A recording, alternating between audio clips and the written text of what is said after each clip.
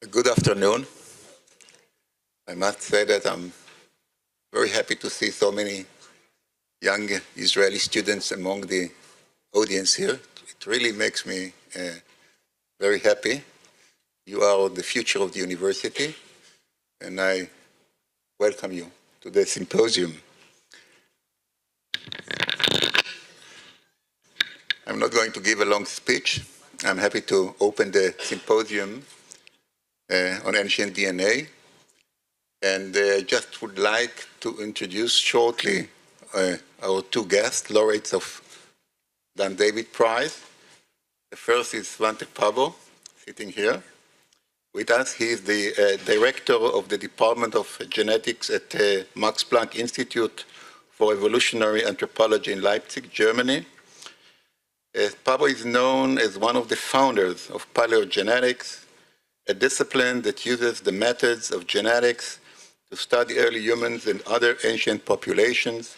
In addition, he and his team are developing novel methods for ancient DNA analysis. Among his research, I would like to mention his work, his first significant work, where he managed to successfully sequencing of Neanderthal mitochondrial DNA. Later on, he was the first to analyze from a single finger bone DNA of what we now know as Homo denisovian from a cave in Siberia. And later on, he published the first draft sequence of the whole Neanderthal genome. Sitting just next to him is David, professor at the Department of Genetics at Harvard University Medical School.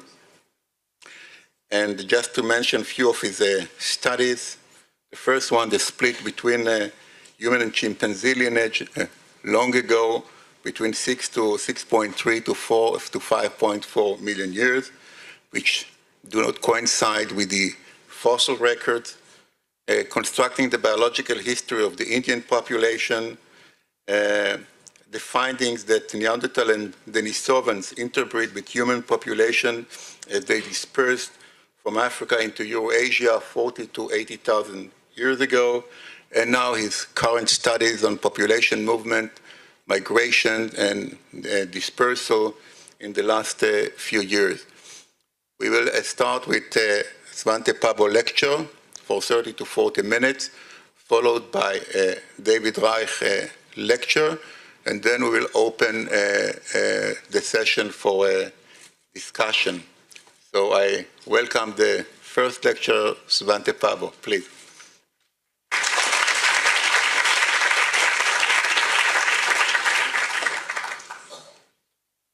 So thank you very, very much, Israel, and thank you very much for the great honor to be here. I'm very honored to receive this prize, the Dan David Prize, and to be back in Israel after 20 years of absence. Actually, it's wonderful to be here.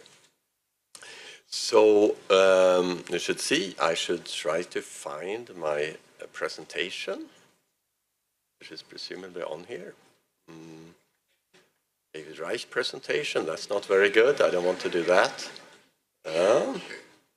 Right there looks like something useful.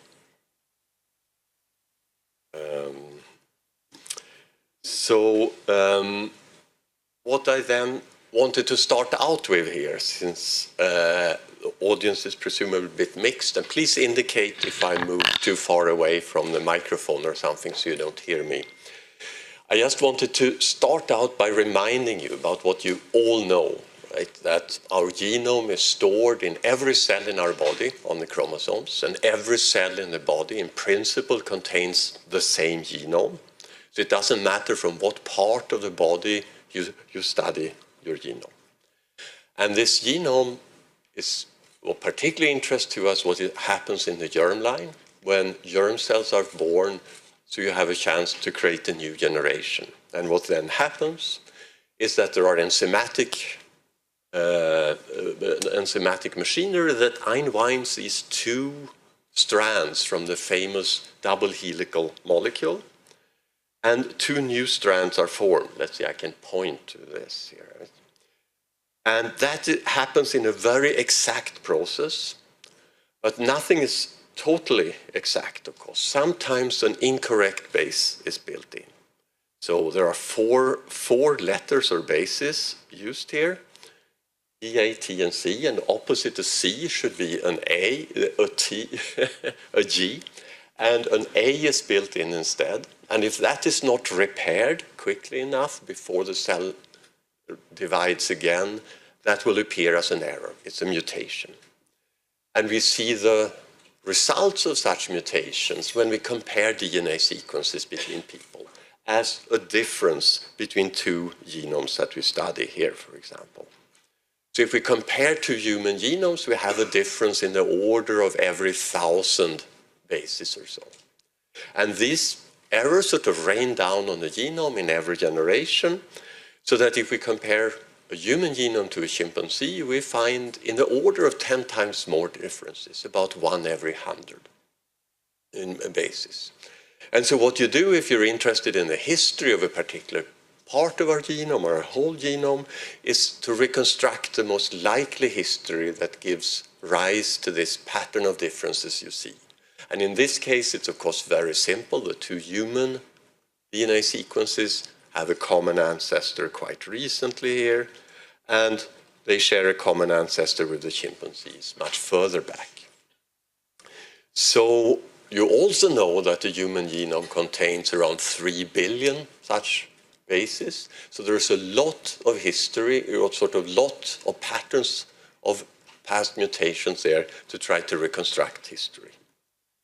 So if you do that in terms of humans now, study genetic variation in the human genome on a genome-wide scale, what you will find is that you find the most variation in Africa. So although there are a lot less people living in Africa than outside Africa, on average, 2 Africans have more differences between them than 2 people outside Africa.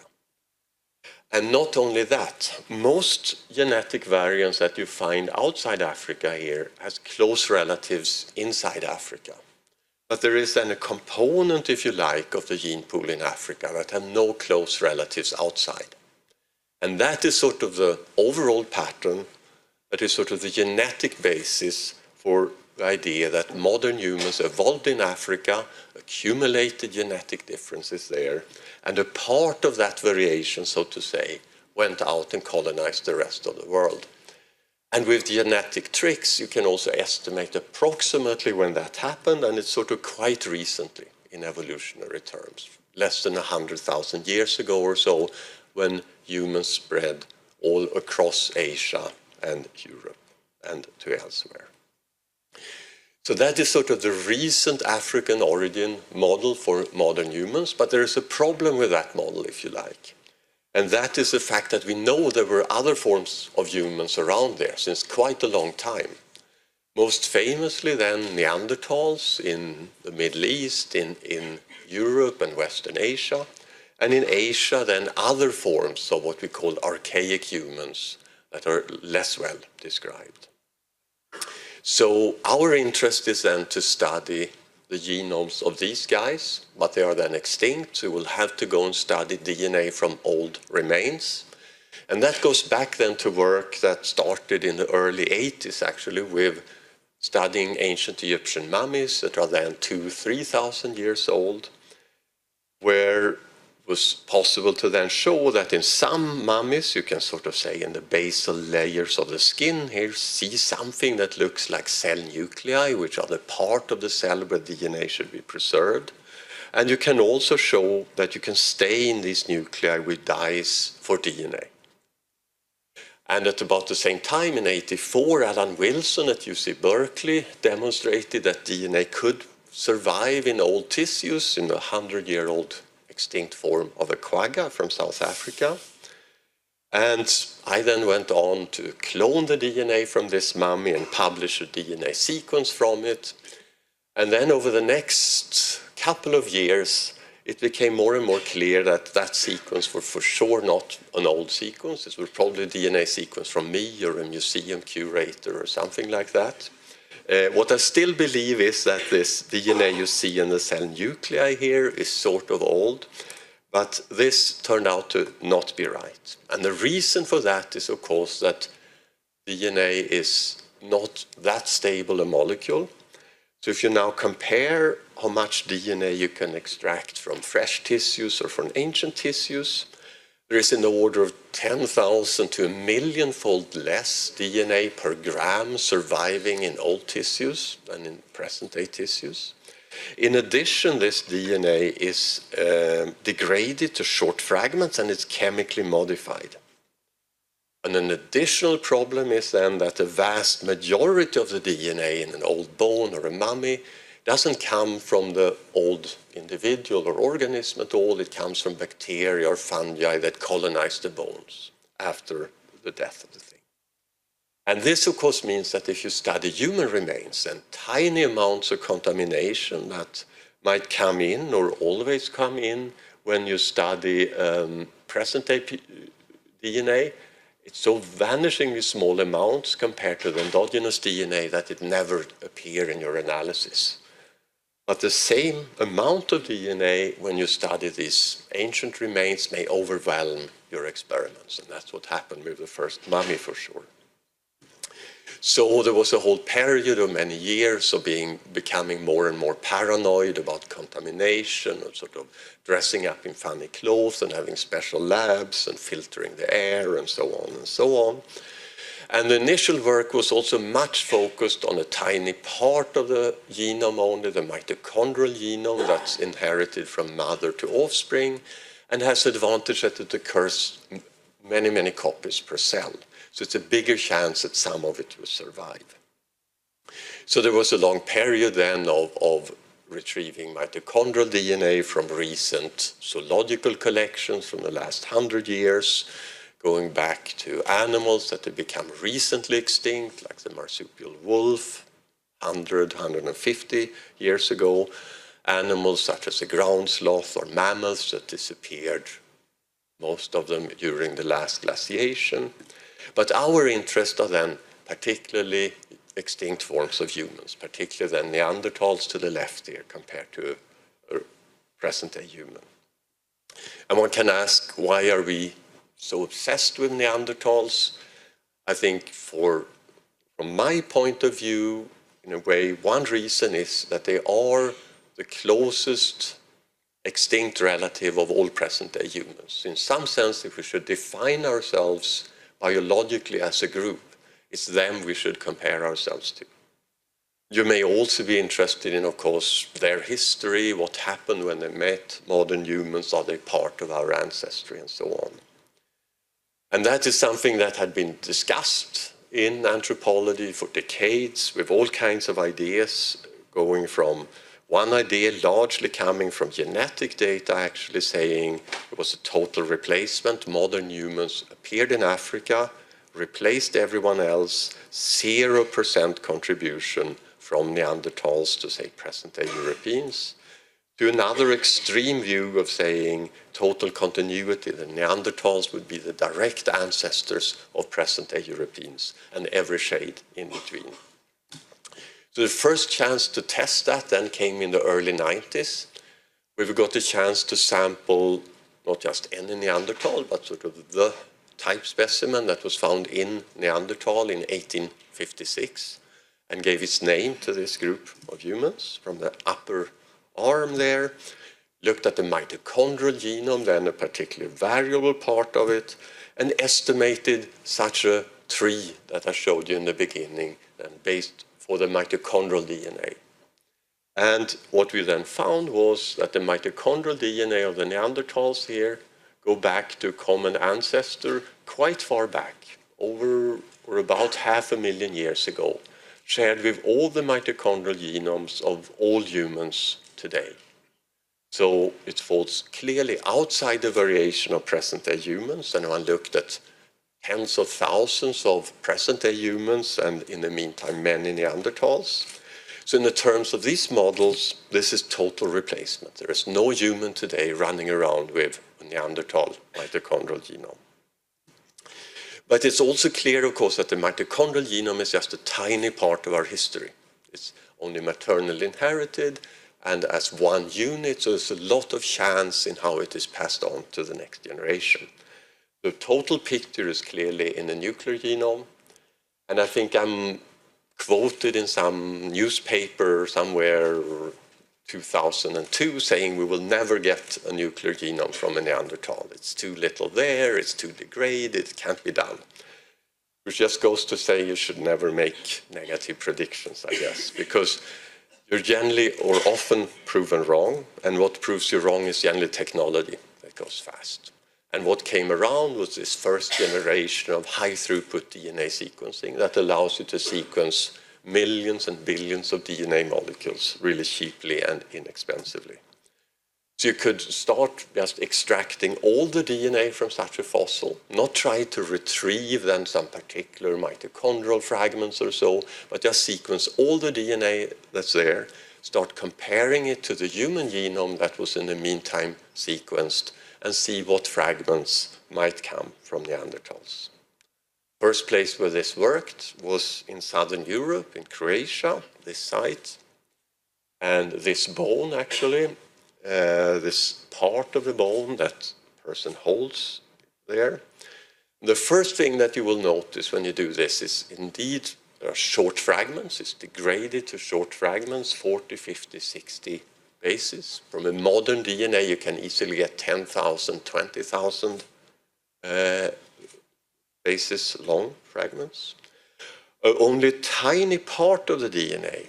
Our best bones at the time are something like 3 or 4% endogenous DNA. All the rest is then bacterial and fungal and so on.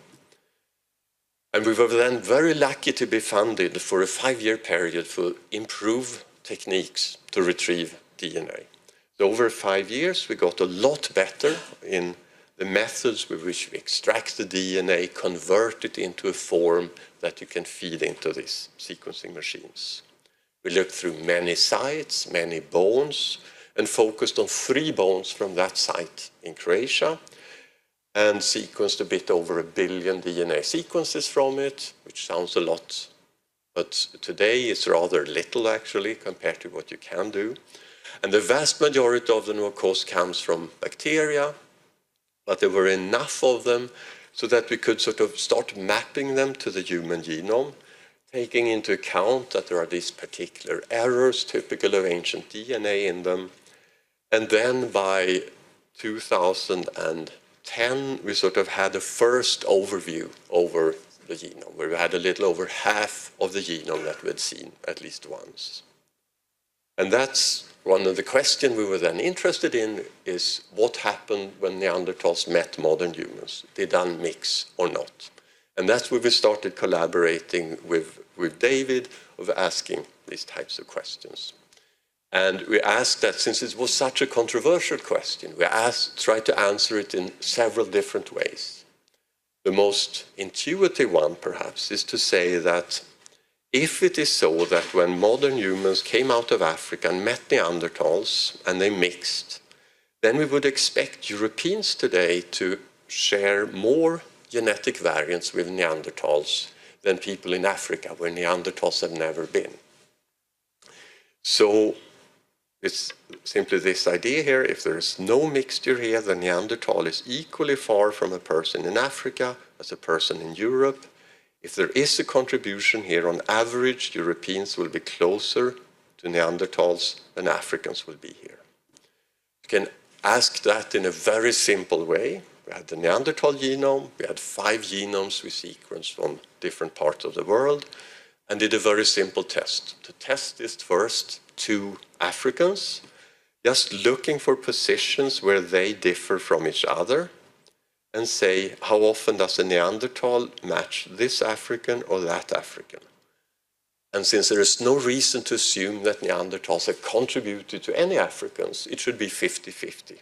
And indeed, statistically speaking, that's what it is.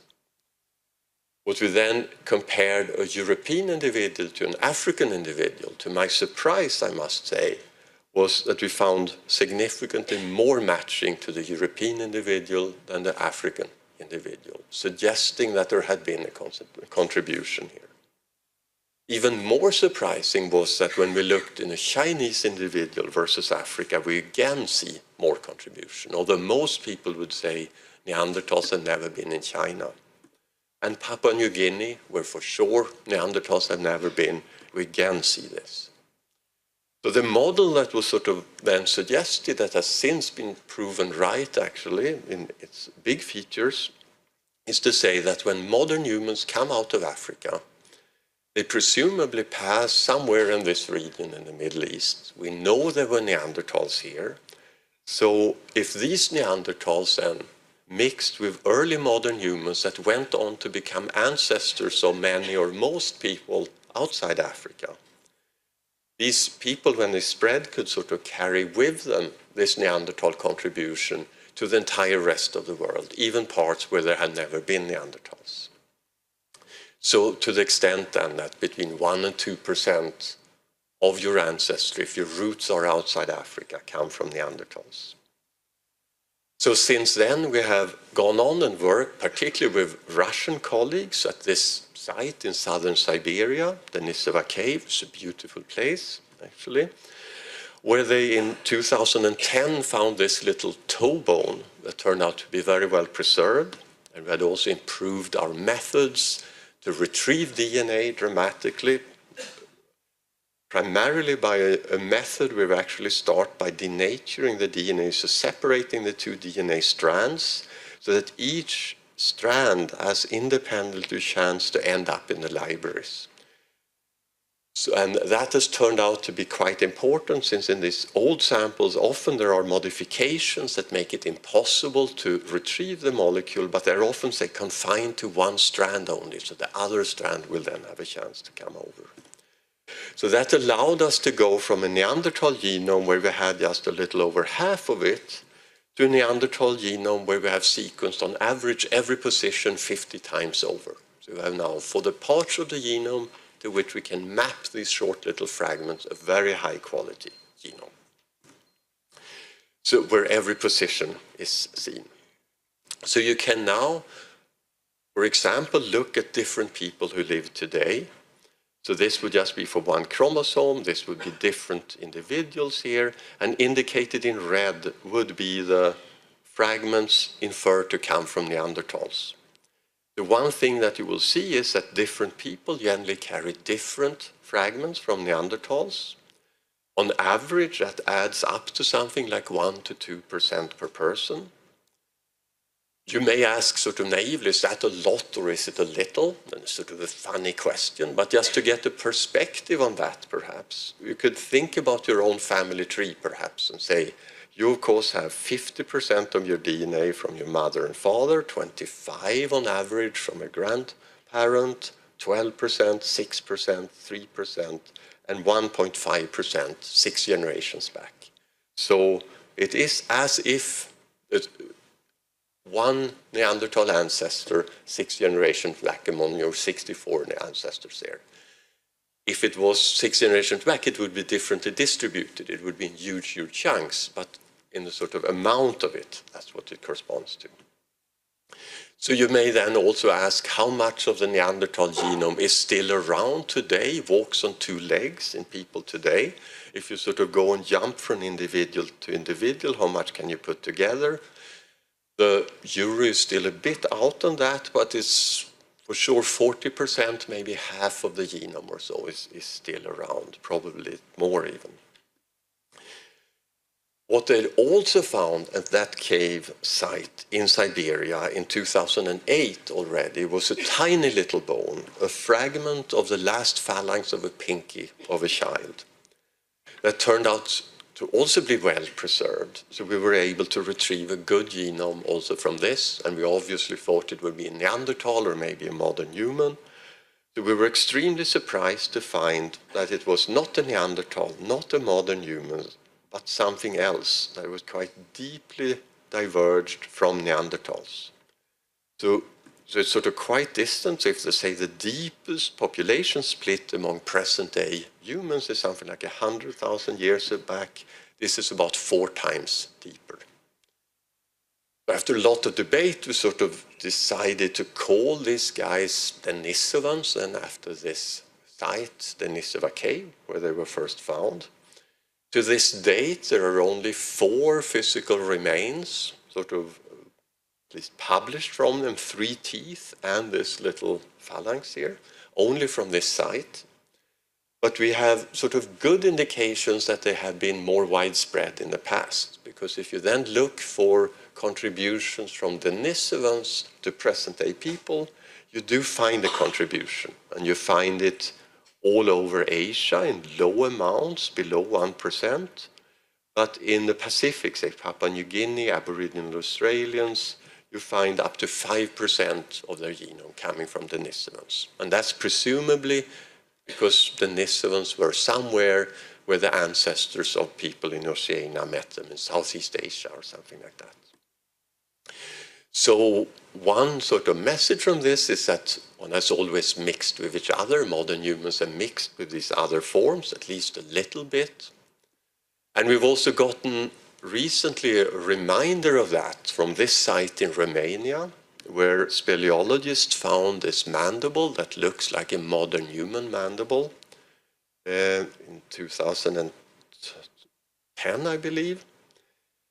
And when we studied the genome of this individual, we were quite surprised. So this is now looking on only 1 chromosome, looking at some other modern humans, indicating in color fragments that are of Neanderthal origin. And since this individual is 40,000 years old now, lived at a time when Neanderthals were still around, we were very interested in had it mixed with Neanderthals or not.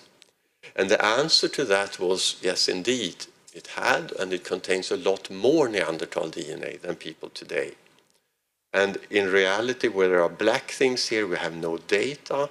So this seems that for this chromosome, over half the chromosome is solidly of Neanderthal origin. That, of course, means there was a Neanderthal closely related to this individual back in the family tree. There are 7 such regions across the genome, and you can show that that means that 6, 5, or 4 generations back was there a Neanderthal ancestor here. So we almost caught them in the act, if you like. So when modern humans then spread out of Africa and across Africa, I wouldn't be surprised if in the future one finds that there was admixture also with archaic forms in Africa. There is some indication of that from present-day variation. One spread across Asia, that's still debated, but there's probably, I would guess, there were several cases of admixture there too, at least with Denisovans. And we then know that it happened locally also in Southern Europe. So, sort of in terms of this model, we clearly sort of rejected the total replacement model. There was a contribution, but the big picture is, of course, still replacement out of Africa. We sort of like to sort of call this model like leaky replacement or so, to keep in the perspective that, yes, most of our genetic variation come out of Africa, but there is some contribution from these archaic forms and outside Africa.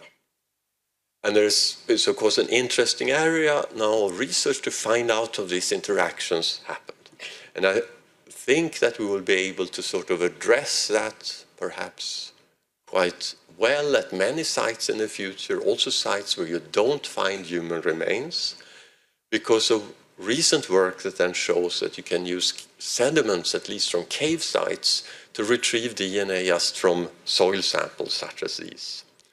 So Vivian Sloan, who comes from here, one of Israel's students, who we are very happy to have with us, has studied a number of cave sites and shown that you can retrieve DNA of animals and hominins from all upper Paleolithic sites, late Paleolithic sites. She's tested. For middle Paleolithic sites, it's only in 1 case so far that she has been successful. But that means then that we can hope to sort of in the future go through a stratigraphy and not only look at bones, but also from sediments identify hopefully who has lived there. And in Denisova Cave, for example, find that yes, both Denisovans and Neanderthals have been there at different times, replacing presumably each other. So this is then Vivian who's sort of done this work and comes from this university. So for the last part here, for the last 10 minutes or so, I would like to shift gears a little bit and sort of ask, well, so there is this contribution then from Neanderthals and Denisovans to present-day people. One could say, who cares? Does it matter for us today at all? So is there a functional contribution from these archaic groups to people today? And it almost every month we learn more and more about this now.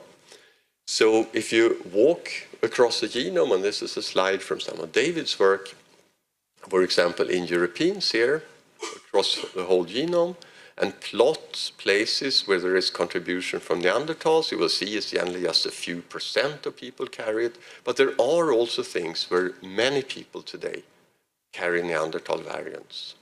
And some of them are unique to Europe, not in Asia, some are unique to Asia, and some are also shared.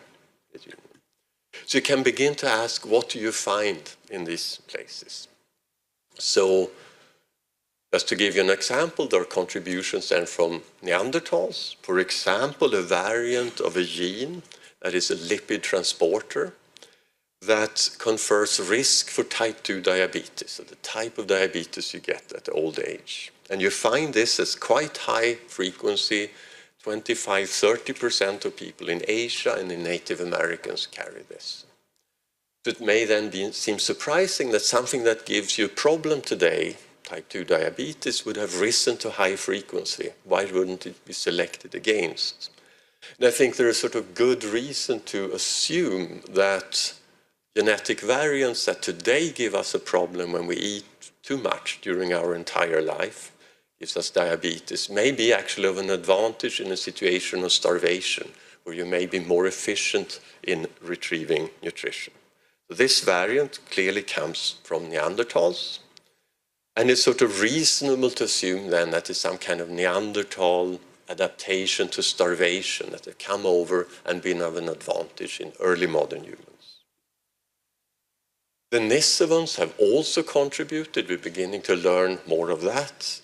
Just one example, at high altitudes in the Tibet, people are adapted to living where there's little oxygen in the atmosphere. It was already known that the most important genetic adaptation to that is in a gene called EPAS1 that has to do with how much oxygen you can take up in the blood without increasing your red blood cell count, which results in problems with blood clots and things like that.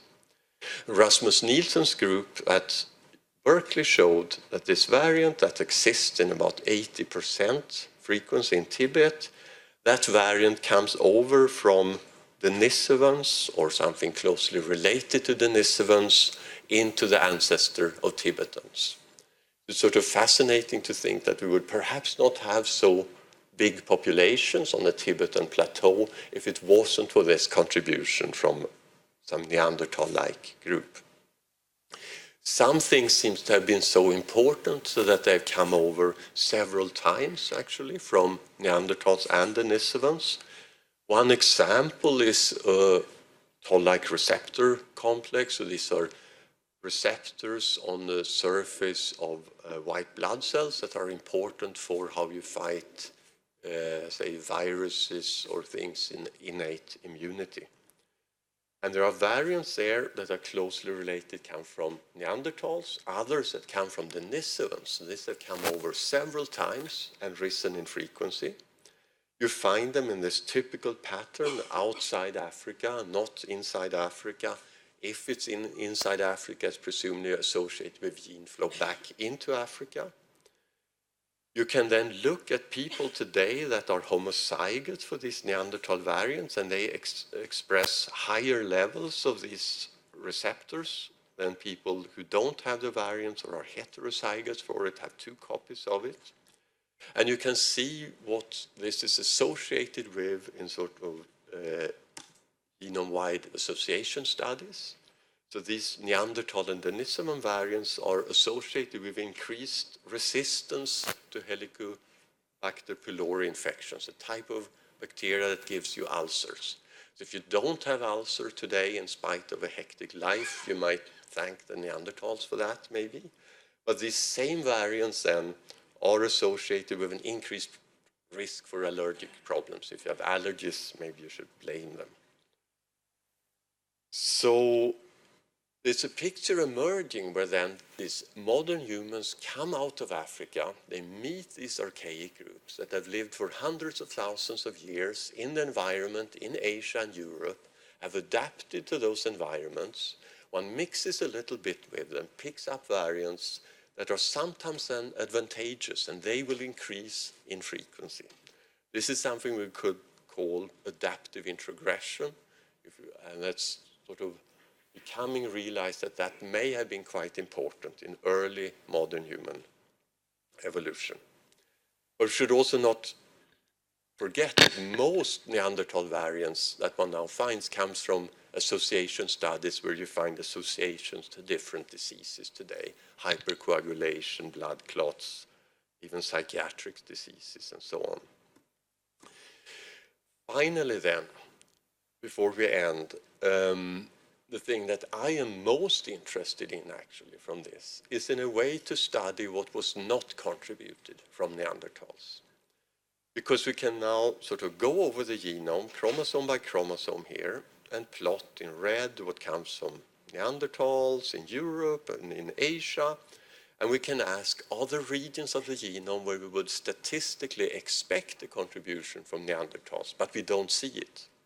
And indeed, there are such regions that tend to call deserts of Neanderthal contribution. So these are regions where it seems that we select against the contribution from them. We sort of don't want to accept it in our population. And that is really interesting to us because in some sense that may be where the genetic basis and for being a fully modern human resides. So genetic changes that appeared in humans since we separated from Neanderthals and that we somehow really select for. And why are we interested in this? Well, sort of naively, because we modern humans, maybe different opinions, this is scary, there are paleontologists and archaeologists here, but with modern humans, at least after a while, comes technology that starts changing rapidly and become regionalized in the world, whereas Neanderthal technology, say, to my naive understanding, was much more homogeneous and continuous over time. It comes figurative art, for example.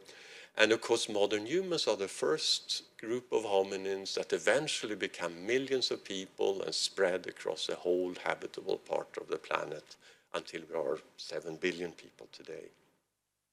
So our bias is to say this has something to do with cognition or sociality in humans or something like that. And a dream would be that this has something to do with genetic changes we could potentially identify here that are shared in all present-day people today, but Neanderthals don't have them. So we can make this catalog now. We have the genome, at least for the 2/3 that are then a single copy of the genome. And the amazing thing is that that list is not very long. It's around 30,000 changes.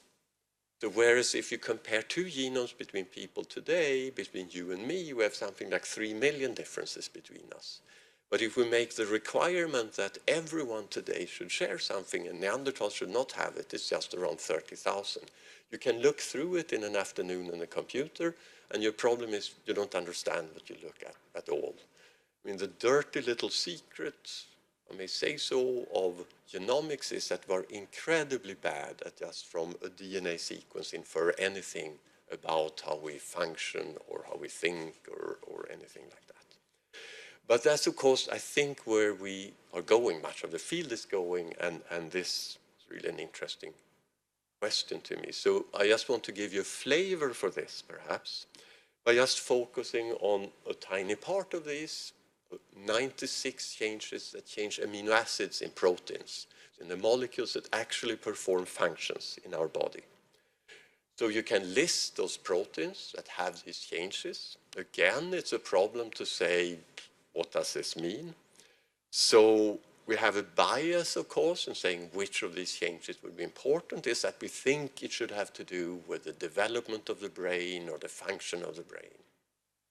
So one way to ask this is then to say which of these proteins with amino acid changes are they overexpressed in any part of the brain relative to control that would be genes that have silent changes that don't change amino acids but that are found in the same way.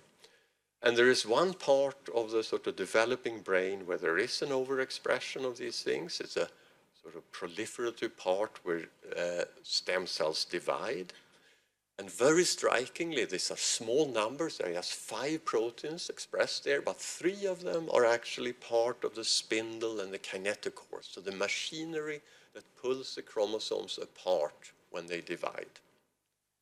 So, no, I mean, I was extremely surprised. I would have thought that cell division would be something extremely conserved that wouldn't have changed in humans since Neanderthals. We waved our hands and sort of started saying, well, maybe, you know, the cleavage plane of cells during brain development is known to be very important. When the stem cells divide here to make, if the cleavage plane is homogeneous, there will be 2 new stem cells. If it's oblique, it will form 1 neuron and 1 stem cell. But that was pure speculation, but they're beginning to have handles to studying this. So there are these new technology of induced pluripotent stem cells where you can take cells, de-differentiate them, and then make them not only into neurons, but into brain-like organoids that are like a developing human brain. So if you compare, and this is work that have been done then in our department, compare these organoids to fetal brain, they are very similar. What you can also do then is make these organoids from chimpanzees, our closest living relative, and compare them to present-day humans. And they are very similar in how the brain is being formed. But there are some differences. And particularly if you then look at the dividing cells here, which are those cells that form either neurons or other stem cells, and follow with imaging how they divide, comparing a human and a chimpanzee, you will see the chromosomes here, and you will see them after a while lining up and being pulled apart. And here it happened already, and there it happens there. And quite surprisingly, what we found was that there was actually a difference here. In humans, this phase, when they line up, is longer than it is in the chimpanzees, significantly longer. And particularly in these stem cells that form neurons. We don't see this difference in other cell divisions, in other tissues between humans and chimpanzees. So it's sort of tempting to say there is something here, and that could have to do with these changes that is a difference not only to chimpanzees, but also to the Neanderthals then. So where one now wants to go in the next future is, of course, to put these changes into the genome of a human stem cells and make these organoids and see if there is a difference in cell division here, and also to put these things into a mouse. And if I have 2-3 minutes more, I would then like to sort of say that, sort of illustrate how one may also use a mouse as a model in the future to do these things. And that then comes from work on one gene that we identified not from the Neanderthal genome, but from other work. There were other groups that identified a gene called FOXP2 that has to do with language development from a family where there's a serious language problem, that's a specific language problem that segregates over 3 generations. And they identified the gene, Tony Monaco's group in Oxford. And we then discovered that this gene, or they already discovered that this gene encodes a transcription factor whose function it is then to turn off and on other genes. And there are 2 amino acid changes in this otherwise very conserved protein it encodes that is specific to humans and not there in apes. So we were very interested when we got the Neanderthal and Denisovan genome to see what was the state at its positions that might then have something to do with language ability. And it turned out that the Neanderthals and Denisovans look like humans. So these changes, whatever they do, happen before we diverge from Neanderthals. But we've now studied this gene over the last 9 years. It's a good example for how one might study human-specific things in the future, I think. So this protein is very conserved from human to mouse. So what you can do is replace in the mouse this little part of the gene that contains the human-specific changes. There's another change here that presumably have no function. So what you then have is a mouse that from its own FOXP2 gene makes a human protein with those changes that might be interesting. So you have this mouse, and you then have your next problem is you think this should have something to do with language and speech. You try to talk to your mouse, and you do it for a long time, and probably its lifespan is not long enough to really learn language. But you have an animal model anyway that you can begin to study. So, for example, you can then look at the morphology of neurons. And what we found was that the humanized mice, compared to wild-type littermates born by the same mother, have longer dendritic trees, so longer connections to other nerve cells. And you find that particularly in parts of the brain that has to do with motor learning, corticobasal ganglion circuits, and not in other parts of the brain. So that then led a graduate student to move on to Boston, to Anne Graybill's lab, to study motor learning in these humanized mice. So these are then tests where they have the mouse in a maze, and they have something the mouse really likes here, chocolate milk, and you give it a cue, say with a lamp, that it should go towards the lamp to get it. There is no difference between the humanized mice and their littermates in how quickly they learn that the light is important.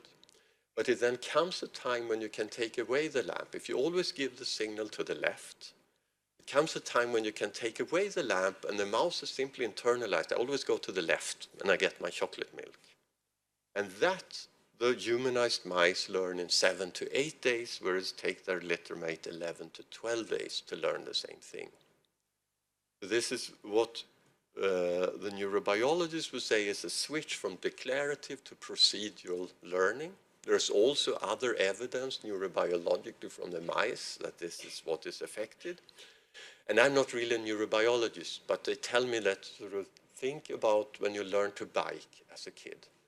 When you begin to do it, you think about what you do, and you're very bad at it. It's very complicated, right? If I lean towards this, I should actually steer to that side to compensate for that, etc. And you're terrible at it. But it comes a point when you stop thinking about what you do. And that is the point when you're suddenly good at biking. And that is this switch then from declarative to procedural learning. It's also a switch in the striatum from the medial to the lateral part, and that switch we also see in the mice, actually. So the idea is then that these two amino acid changes affect something in these circuits that has to do with motor learning, and the speculation makes it more efficient. And the speculation is that the most sophisticated motor coordination problem we do as humans is articulate speech. That we need millisecond control between vocal cords, lips, tongues to produce articulate speech. So that this may actually be a sort of adaptation to articulation. This then illustrates that I think sometimes animal models, even mice, can be useful to try to understand what human-specific changes do. This is still just a hypothesis, but it's something one can now pursue, also say in families with mutations in this FOXP2 gene. I think this is very encouraging for other genes that may have to do with brain function and brain development, and that have interesting human-specific changes since the Neanderthals. So to just end up then, I sort of hope I convinced you that if you're interested in human evolution, particularly recent human evolution, It's very good to have the Neanderthal genome because you can sort of see what changed in humans since we're separated from Neanderthals. In the future, also what's typical for Neanderthals when we have more Neanderthal genomes. But that one interesting direction then for the future is to take the next step and say, what are the functional implications of these things? And that will involve then introducing these changes into stem cells and looking at their effects when you differentiate them into different tissues or cell types, but also using animal models such as humanized mice.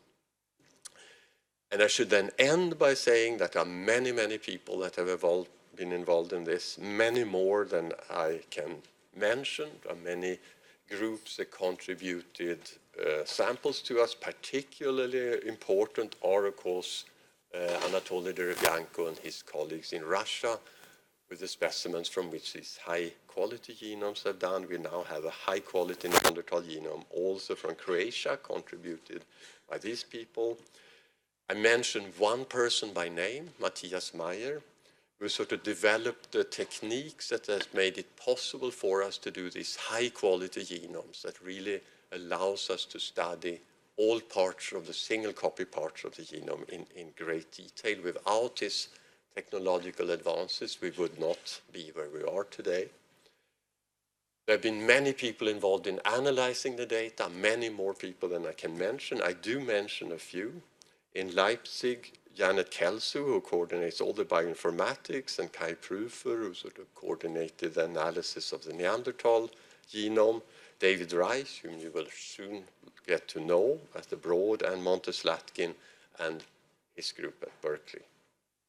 And with that, I should mention also that our groups we work together with on the functional part, particularly Barbara Treutlein and her group at our institute, in our department, and Wieland Huttner in Dresden on some of the mouse work that we do. And with that, I thank you for your attention.